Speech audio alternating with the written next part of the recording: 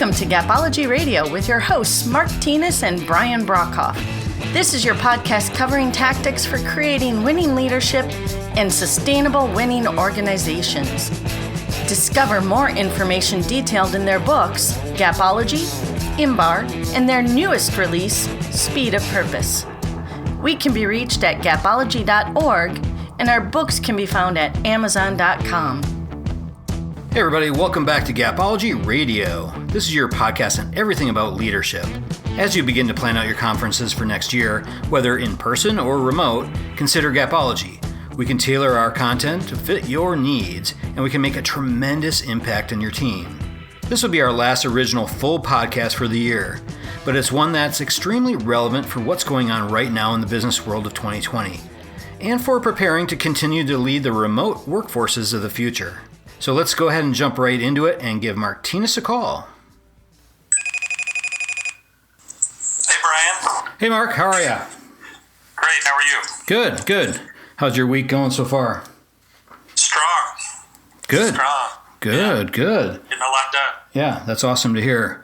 Well, I'm very excited about this podcast. I know this is our last one for the year, and I think this is a great topic to end it on. What do you think? Yeah, I think there's a need for it. So anytime you feel a need, it feels good and does good work, you know? Yeah, for sure. What would you like to cover? So we're going to talk about leadership in the COVID world. So all of us as leaders have been challenged this year, really with nothing we've faced before. It's been crazy. Haven't you felt that way? Yeah. Oh, yeah, definitely. Yeah, it's weird. Working at home probably 99% of the time. And when I do get a chance to stand in front of some people and have a whiteboard and, draw our circles on the whiteboard and do all that, it just fills me up, right? It's just super exciting. But I've learned to really adapt to it. Leading teams through training and that kind of thing remotely was very different at the beginning of all this. But I've really learned to adapt. Yeah, I think a lot of leaders haven't adapted yet, though. Yeah. So what we've come up with are the top 7 things that we think you need to adjust as a leader. And maybe you've got a few of them already in play, maybe a few of them you don't. So take notes if you can. Let's walk through them. I'll just hit it from the top, go through each of the 7, and then I'll turn it to you, Brian, on each one of them, okay? Okay, yeah, that's fine. So forget the order. They're not necessarily in order of importance, but take notes if you can. So the first one is to stay connected. So with so many people working from home that may have been working in an office environment or working remotely, maybe far away, and someone you would have seen regularly, that really creates its own set of challenges. So reach out. Change the weekly rhythm, change the monthly rhythm, and really work to stay connected. Not only do they need it, you need it. And the communication gaps that can happen in remote work are huge.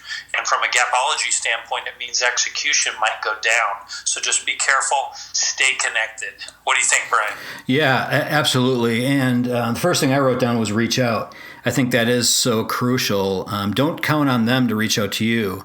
A lot of times they'll maybe reach out to peers or just try to figure things out on their own, which may not be what you really want. So definitely reach out.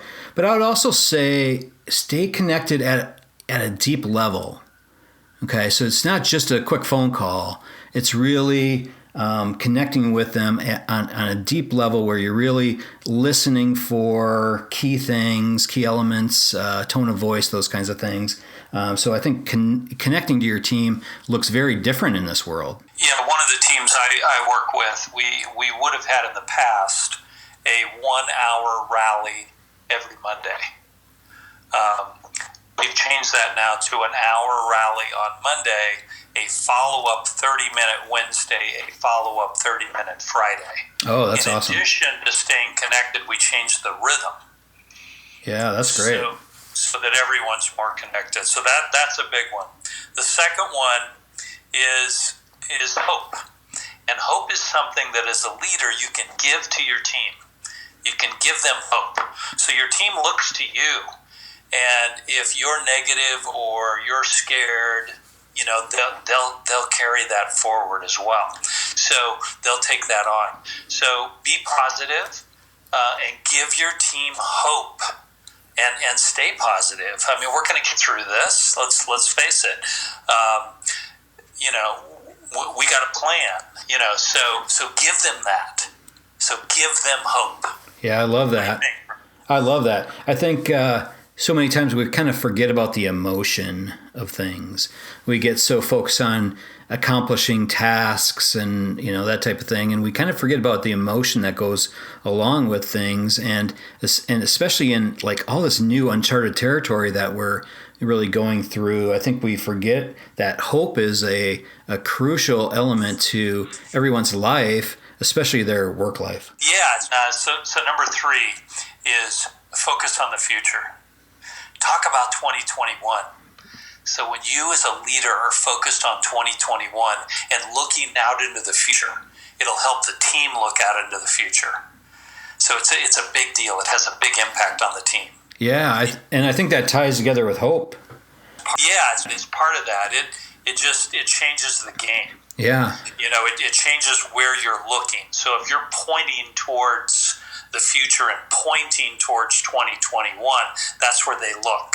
Yeah. Yeah, I love that. Just really laying the foundation for what's next. Letting them know, hey, something is coming. Good stuff is coming. Yeah, we're going through some obstacles now, but we're going to get through it, and next year is going to be fantastic. I think there's an anxiety that a lot of people have about whether they're going to work from home next year, are they going to work in the office next year? What is that going to look like?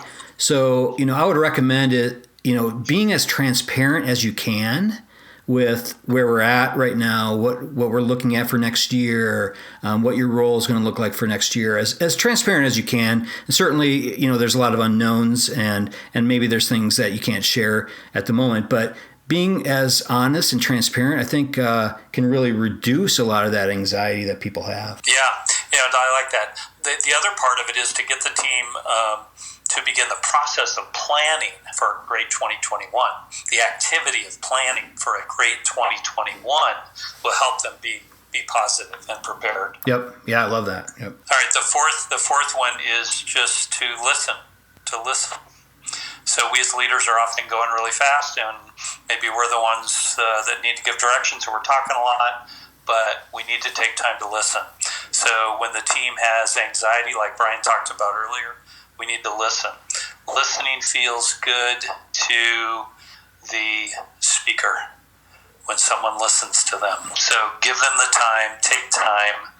You got 168 hours in the week. Take time to listen. Yeah, I love that. It's interesting. I was teaching a class earlier this week, and we were talking about active listening. So, how is that different than just normal listening? And we really had a great discussion around it. And one of the things that we really discovered together was that it's really a deeper focus on what's being said. So it's not just the words, listening. You need to listen beyond the words, listen to tone of voice, listen to, potential body language, how they're presenting things. I think you can learn a lot from that. And, when you actively listen, it goes beyond just hearing. And then on top of that, it's, don't interrupt, right? So when somebody's talking, we don't want to interrupt, but we also don't want to interrupt mentally. So sometimes when people are talking, we're already thinking about our response, right? So that's kind of a mental interruption where you stop focusing on what they're saying and you're already thinking about your answer. Yeah, that's a great point. Yeah, so listen. Active listening is great. Yep. Number 5 is purpose. So we just wrote a book, Speed of Purpose. You guys probably know that, but it really applies here. So we talk about wrapping the team in purpose. Wrap them in it. Help them understand that what they're doing matters. Give them greater meaning in the work that they're doing. That the purpose gives them a way forward. It's a game changer.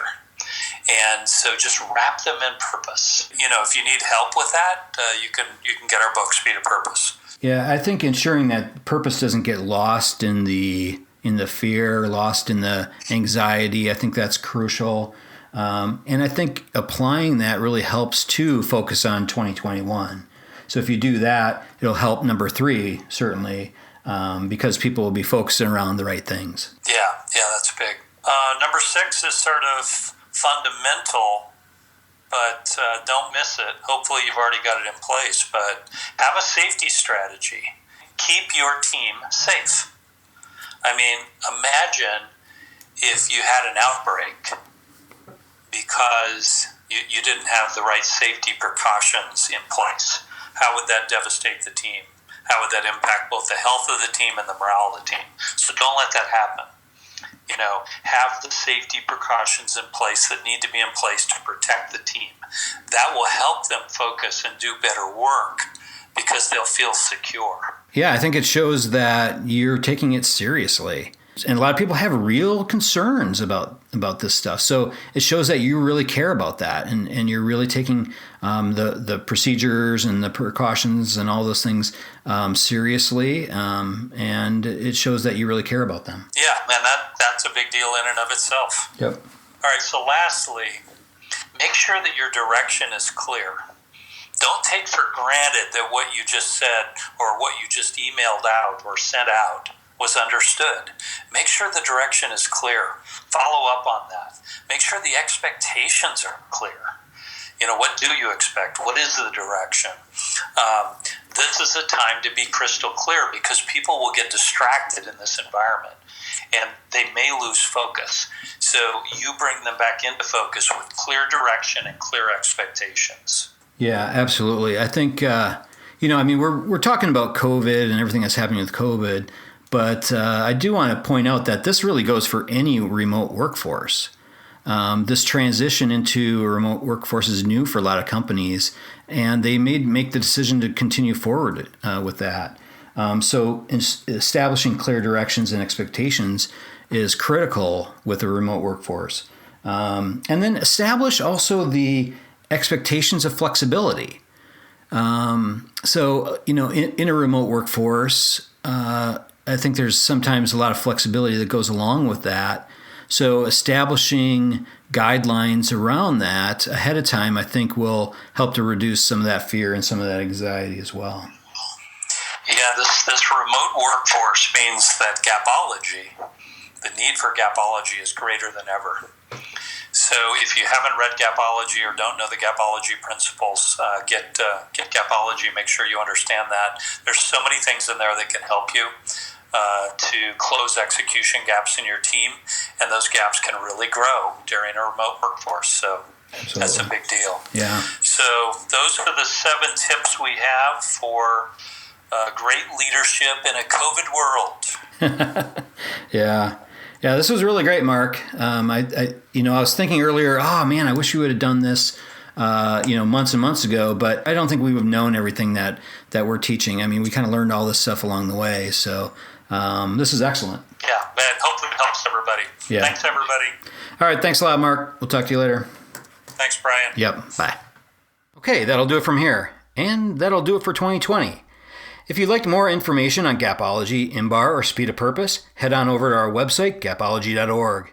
Everyone have a very merry holiday season and a very fantastic week. We'll talk to you soon. This has been a Gapology production.